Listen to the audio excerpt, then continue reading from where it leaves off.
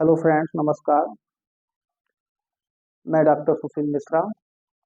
आज हमारा YouTube class के अंतर्गत जो प्रकरण है, टॉपिक है, वो वाइगोत्स्की का सामाजिक सांस्कृतिक विकास का सिद्धांत है। जैसा कि यहाँ पर ये डिस्प्ले में दिख रहा है बोर्ड पर, वाइगोत्स्की का सामाजिक सांस्कृतिक विकास का सिद्धांत।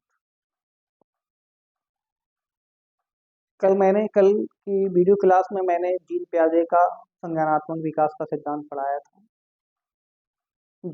जिस प्रकार से जीन पियाजे मानते थे कि बच्चे जो हैं वो अपने संज्ञान का निर्माण खुद करते हैं या बच्चे अपने ज्ञान का निर्माण खुद करते हैं, ठीक इसी प्रकार से वाइगोत्स्की जो रूसी मनोवैज्ञानिक थे, इनका ये सोवियत संघ से बिलोंग करते थे। वाइगोत्स्की का भी मानना था कि बच्चे जो हैं वो अपने संज्ञान का ज्ञान का निर्माण स्वयं करते हैं, लेकिन इनका थोड़ा सा मानना डिफर था जीन पियाजे से।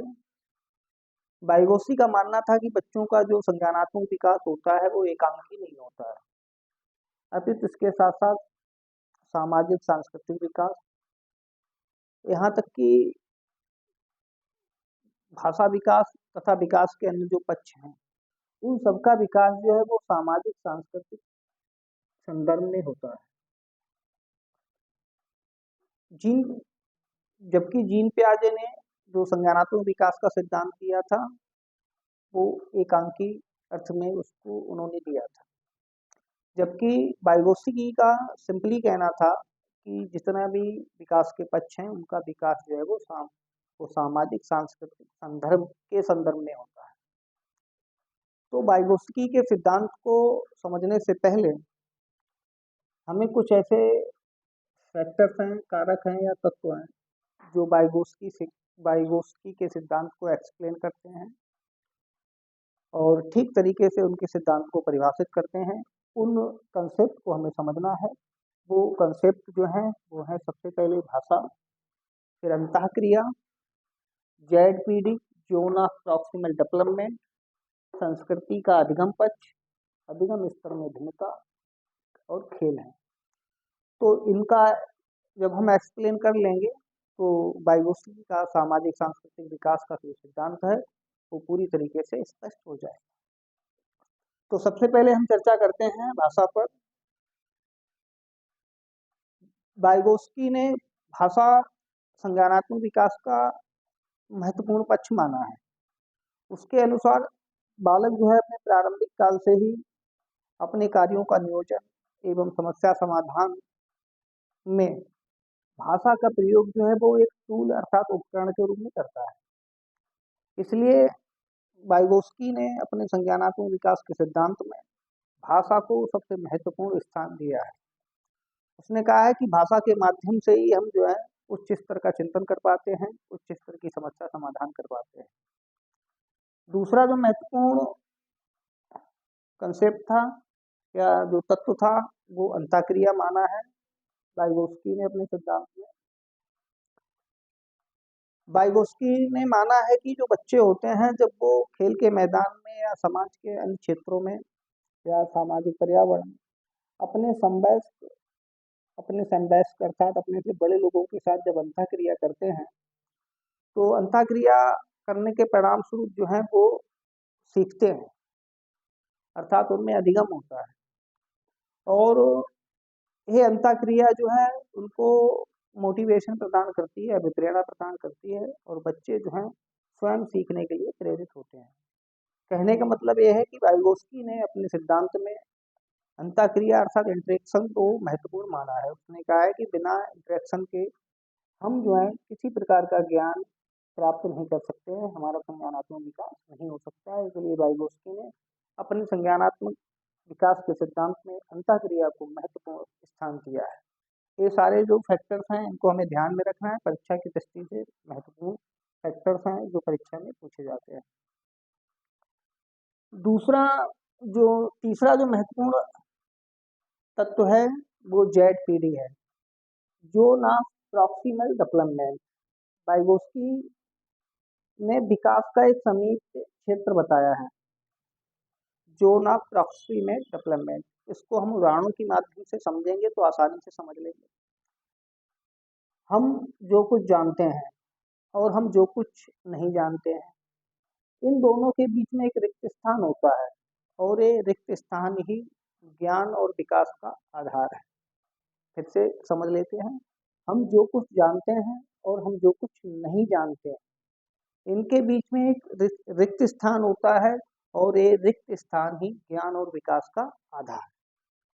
ठीक इसी तरीके से एक और उदाहरण को के माध्यम से हम इसको स्पष्ट करना चाहते हैं, जेड को, जोना प्रॉक्सिमल डेवलपमेंट को।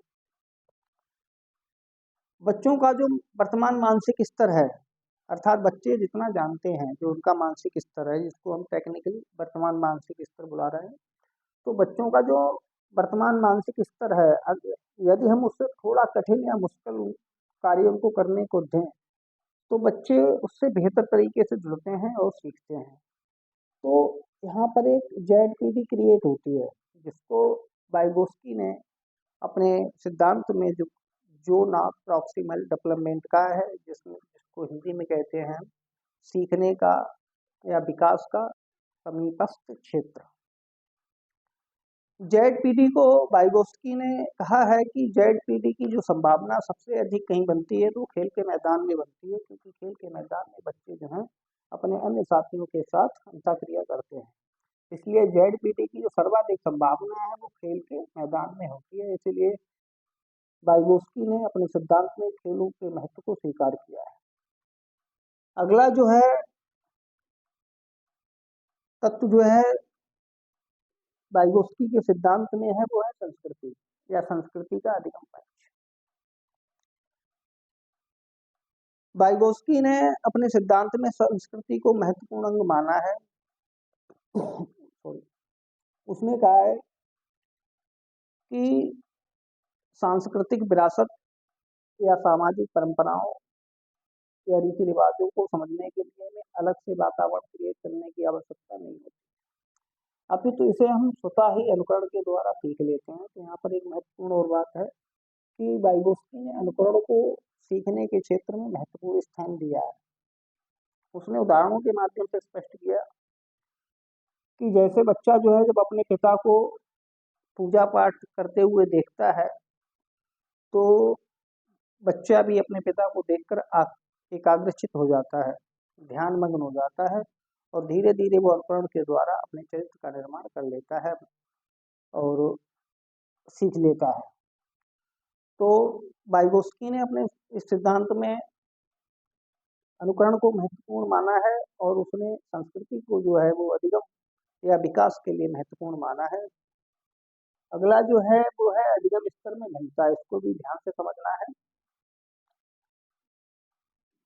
प्रायः छात्रों को जब हम एक जैसे ही वातावरण में रखते हैं या उनको एक स्वतंत्र वातावरण में रखते हैं, स्वतंत्र परिस्थितियों में रखते हैं, एक समान वातावरण में रखते हैं, तो हम पाते हैं कि कुछ छात्र जो हैं वो अधिक अधिगम करते हैं सामान्य स्तर से, और कुछ छात्र जो है वो सामान्य स्तर से कम अधिगम करते हैं। इसका पीछे कई कारण हो सकते हैं, लेकिन जो महत्वपूर्ण कारक है, वाइगोस्की ने उसे जेड को माना है। वाइगोस्की के अनुसार इसके पीछे जो मुख्य कारण होता है, अधिगम स्तर में जो भिन्नता होती है, अनेक कारणों में से एक प्रमुख कारण जो होता है वो जेड का होता है।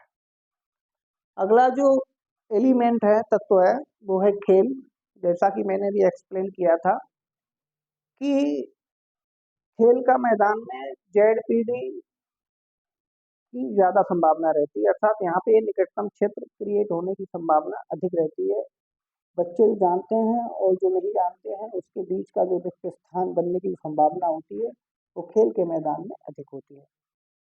छात्रों, दोस्तों, आज मैंने आपको वाइगोस्की के सिद्धांत को बड़ी सरल भाषा में एक्सप्लेन करने का प्रयास किया, और इसके महत्वपूर्ण जो कारक हैं, जो बिंदु हैं जिनसे हम सिद्धांत को एक्सप्लेन करते हैं, और कौन कौन से क्वेश्चन यहाँ से परीक्षा में पूछे जाते हैं, तो एक जेड है। जेड की आप फुल फॉर्म याद कर लें, जोन ऑफ प्रॉक्सिमल डेवलपमेंट, और इनका जो सिद्धांत है वो सामाजिक सांस्कृतिक सिद्धांत इसको माना जाता है। दूसरा, इन्होंने भाषा के महत्व को अधिक स्वीकार किया है, अनुकरण को अधिक महत्वपूर्ण माना है, और संस्कृति को महत्वपूर्ण माना है तथा खेल की भूमिका को वाइगोस्की ने अपने कॉग्निटिव डेवलपमेंटल थ्योरी में महत्वपूर्ण स्थान दिया है। तो आशा करते हैं आज की क्लास आपको अच्छी लगी होगी। अगर अच्छी लगी है तो हमारे चैनल को प्लीज़ सब्सक्राइब कर लें, लाइक कर लें और शेयर कर दें। धन्यवाद।